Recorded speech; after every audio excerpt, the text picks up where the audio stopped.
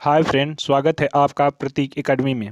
आज हम आपके साथ एक नए अध्याय पर चर्चा करेंगे।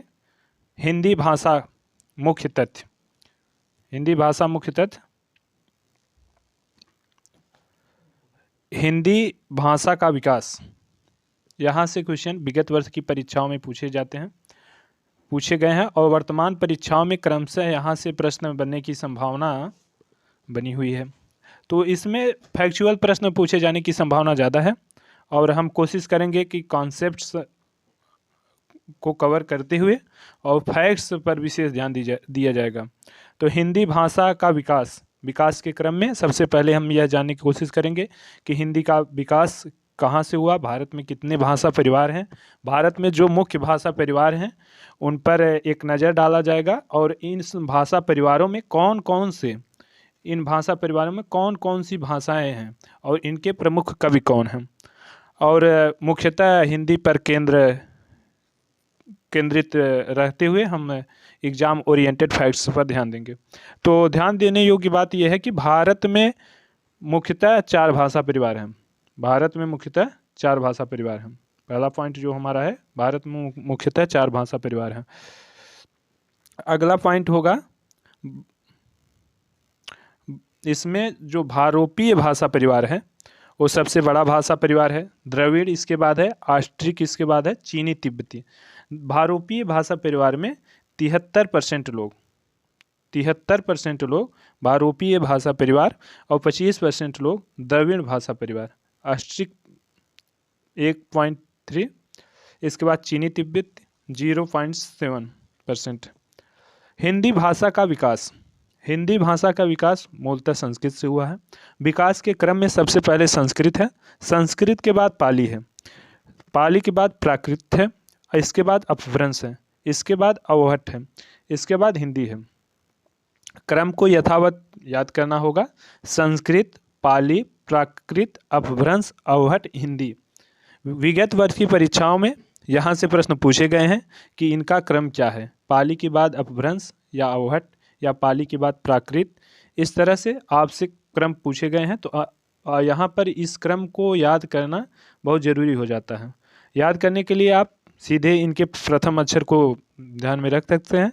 संस्कृत के लिए स, प, प्र, अ, अव, ही, यानी पाली, प्राकृत, अपभ्रंश, अवहट, हिंदी। संस्कृत, पाली, प्राकृत, अपभ्रंश, अवहट, हिंदी। 4-5 बार आप इन्हें इस तरह से रिपीट करेंगे, याद हो जाएगा। संस्कृत, पाली, प्राकृत, अपभ्रंश, अवहट, हिंदी। संस्कृत का काल कब से कब तक रहा?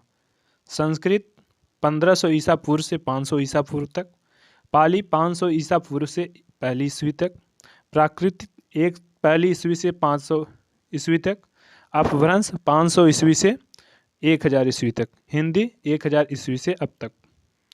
विगत समय में हुई यूपीएसआई के एग्ज़ाम में ये यहाँ से प्रश्न पूछा गया था कि संस्कृत का काल कब से कब तक रहा? 1500 ईसा पूर्व से 500 ईसा पूर्व तक। इसी प्रकार नेक्स्ट एग्ज़ाम में यहाँ से प्रश्न पूछे जाने की संभावना बनी हुई है। तो हम आपको इंडिकेट करेंगे कि यहाँ से इस काल को रैंडमली आप तैयार कर लें। इसके बाद हम प्रमुख भाषा परिवार है और उसमें बोली जाने वाली भाषा, जैसे द्रविड़ भाषा परिवार है तो इसमें तमिल, तेलुगु, कन्नड़, मलयालम भाषा बोली जाती है। तो आपसे यहाँ से प्रश्न पूछे जाएंगे तो उसमें पूछा जाएगा कि द्रविड़ भाषा परिवार की बोली नहीं है, तो तमिल, तेलुगु, कन्नड़ के अलावा कोई अन्य ऑप्शन में होगा तो वहाँ से अलग करना होगा। या तो कन्नड़ किस भाषा परिवार में है तो द्रविड़ भाषा परिवार में है, मलयालम किस भाषा परिवार में है, द्रविड़ भाषा परिवार में है, तमिल किस भाषा परिवार की बोली है तो द्रविड़, तेलुगु द्रविड़। इस प्रकार हम भारोपी भाषा परिवार में जो हैं भाषाएं संस्कृत, पाली, प्राकृत, अपभ्रंश, हिंदी, उड़िया, बंगाली, पंजाबी। यहाँ पर ध्यान जो सबसे महत्वपूर्ण है वो पंजाबी है। संस्कृत, पाली, प्राकृत, अपभ्रंश, हिंदी ये एक ही है। आप यहाँ कन्फ्यूजन होने की संभावना बहुत कम है, लेकिन उड़िया और बंगाली पर और पंजाबी पर ध्यान देना होगा आपको। भारोपी भाषा परिवार में संस्कृत, पाली, प्राकृत, अपभ्रंश, हिंदी, उड़िया, बंगाली और पंजाबी आती हैं। इसके बाद लिपि। देवनागरी लिपि में जो लिखी जाती है वो हिंदी है, उर्दू है, संस्कृत है, मराठी है, नेपाली। निम्नलिखित में कौन सी देवनागरी लिपि में नहीं लिखी जाती है? विकल्प में हिंदी, उर्दू, संस्कृत के मराठी और नेपाली के अलावा जो भी होगा आप उसे मार्क करेंगे या इंडिकेट करेंगे कि हिंदी, उर्दू, संस्कृत, मराठी और नेपाली ये भाषा देवनागरी लिपि में लिखी जाती है।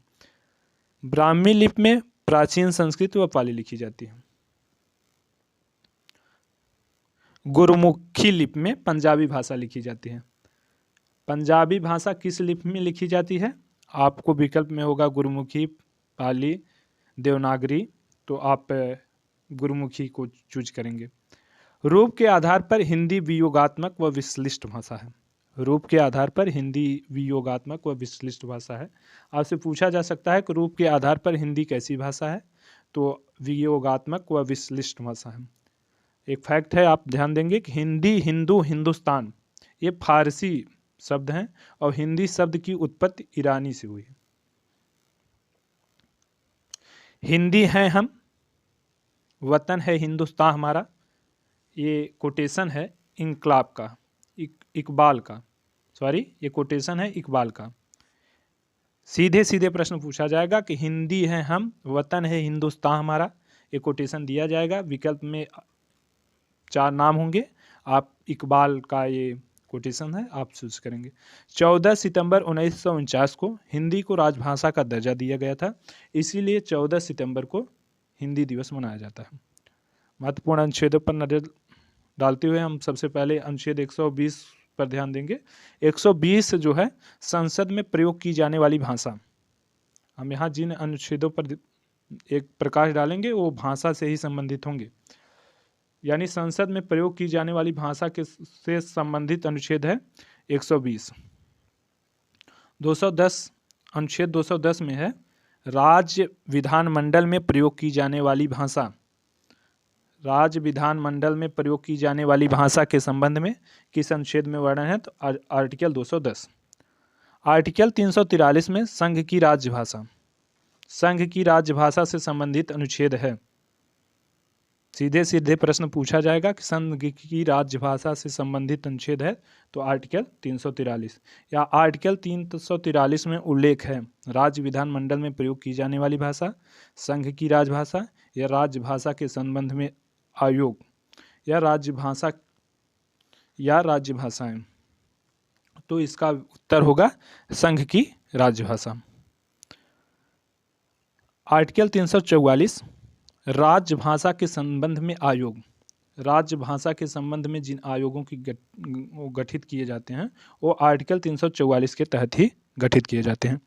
आर्टिकल 345 में है राज्य की राजभाषा या राज्य भाषाएं।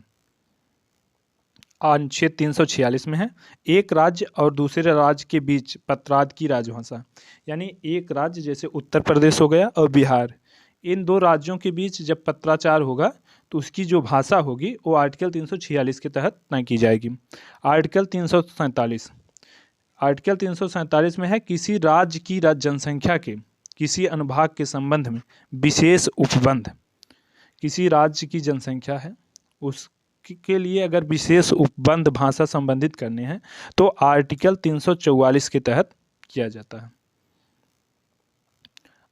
आर्टिकल 348 SC/ST आर्टिकल 348 में है सुप्रीम कोर्ट और हाई कोर्ट संसद व राज्य विधानमंडल में विधेयकों के अधिनियमों आदि के लिए प्रयोग की जाने वाली भाषा। 350 में है भाषाई अल्पसंख्यक से संबंधित। 351 में है हिंदी के विकास के लिए निर्देश। 351 में है हिंदी के विकास के लिए निर्देश। जो यहाँ पर महत्वपूर्ण अनुच्छेद हैं उन्हें पॉइंट आउट करें तो 351 आर्टिकल 351 है। इसके बाद आर्टिकल 50 भी है, 346, 343। ये आर्टिकल जरूर कंठस्थ होने चाहिए।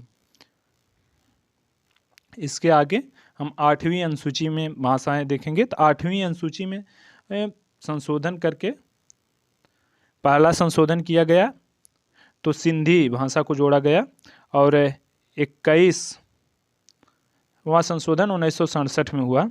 जब 8वीं अनुसूची में पहला संशोधन हुआ, 21वां संशोधन जो था 1967 में, तो एक भाषा सिंधी को जोड़ा गया। इसके बाद 71वां संशोधन हुआ 1992 में 8वीं अनुसूची में, तो कोंकणी, मणिपुरी और नेपाली, कोंकणी, मणिपुरी, नेपाली, कोंकणी, मणिपुरी और नेपाली, नमक से इसे याद करेंगे आप, नेपाली, मणिपुरी, कोंकणी, इस तरह से। और 92वां संविधान संशोधन 8वीं अनुसूची में 2003 में हुआ, तो बोडो, डोगरी, मैथिली, संथाली, बोडो, डोगरी, मैथिली, संथाली, बोडो, डोगरी, मैथिली, संथाली। हमारे साथ 2-3 बार ऐसे आप कहिए, बोडो, डोगरी, मैथिली, संथाली, आपको याद हो जाएगा। इसके बाद भाषा विकास में अपभ्रंश से संबंधित क्वेश्चन पूछे जाते हैं। जैसे अपभ्रंश पश्चिमी हिंदी या राजस्थानी या सिंधी किस अपभ्रंश से विकसित है, तो आपको हम पॉइंट आउट कराना चाहेंगे यहाँ अपभ्रंश एक तरफ होगा। उसके बाद आधुनिक भारतीय भाषाएं, किस अपभ्रंश से कौन कौन सी आधुनिक भाषाएं विकसित हुई हैं। तो सबसे पहले हम शौरसेनी अपभ्रंश से देखते हैं। शौरसेनी अपभ्रंश से पश्चिमी हिंदी, और पश्चिमी हिंदी के अंतर्गत जितनी बोलियां आती हैं, मतलब हो कि पश्चिमी हिंदी के अंतर्गत जितनी बोलियां आती हैं वो शौरसेनी अपभ्रंश से ही विकसित मानी जाएंगी। पश्चिमी हिंदी, राजस्थानी, ब्रजभाषा, खड़ी बोली, गुजराती। पश्चिमी हिंदी, राजस्थानी, ब्रजभाषा, खड़ी बोली, गुजराती, ये शौरसेनी अपभ्रंश से विकसित हैं। लहदा पंजाबी, लहदा पंजाबी, ये पैसाची अपभ्रंश से विकसित है। सिंधी का विकास हुआ है ब्राह्मण अपभ्रंश से। पहाड़ी, कुमायूनी, गढ़वाली, पहाड़ी, कुमायूनी, गढ़वाली का विकास खस अपभ्रंश से हुआ है। एक बार 2 बार आप इसे ध्यान देंगे तो याद हो जाएगा। मराठी का विकास किस अपभ्रंश से हुआ है, तो मराठी का विकास महाराष्ट्री मराठी, यानी मराठी अपभ्रंश से मराठी का विकास हुआ है। अर्धमागधी अपभ्रंश से पूर्वी हिंदी, अवधी, बघेली, छत्तीसगढ़ी। मागधी से बिहारी, बंगाली, उड़िया, असमिया। मागधी से बिहारी, बंगाली, उड़िया, असमिया का विकास हुआ है। हिंदी भाषा समूह में 5 उपभाषाएं और 17 बोलियां हैं। हिंदी भाषा समूह को 5 उपभाषाओं और 17 बोलियों में बांटा गया है। उसमें पहली उपभाषा है राजस्थानी। राजस्थानी में बोलियां हैं मारवाड़ी, मारवाड़ी बोली जाती है पश्चिमी राजस्थान में। जयपुरी या ढूढौड़ी पूर्वी राजस्थान। मारवाड़ी पश्चिमी राजस्थान, जयपुरी या ढूढौड़ी पूर्वी राजस्थान। इसके बाद मेवाती उत्तरी राजस्थान, मालवी दक्षिणी राजस्थान।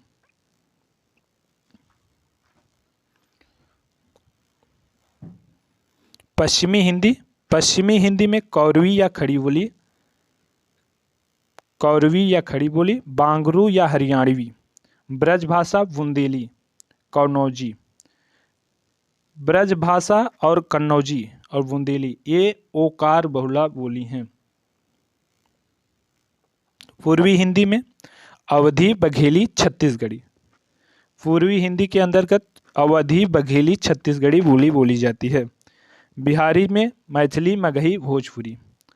पहाड़ी में कुमाऊनी, गढ़वाली।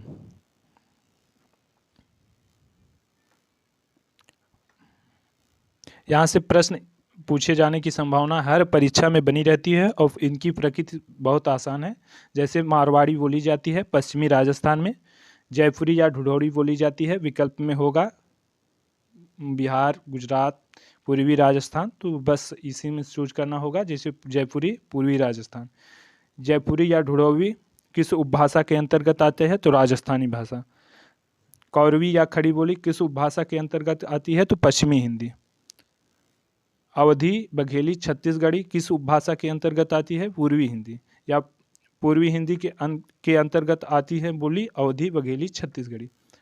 अब हम प्रमुख भाषा, जैसे ब्रज भाषा है, अवधी बोली है, इनके अंतर्गत जो प्रमुख कवि या लेखक हुए हैं उनके नाम और उनकी प्रमुख रचना पर चर्चा करेंगे। जैसे ब्रज भाषा है तो ब्रज भाषा में प्रमुख कवि हैं सूरदास, और सूरदास ब्रज भाषा के कवि हैं।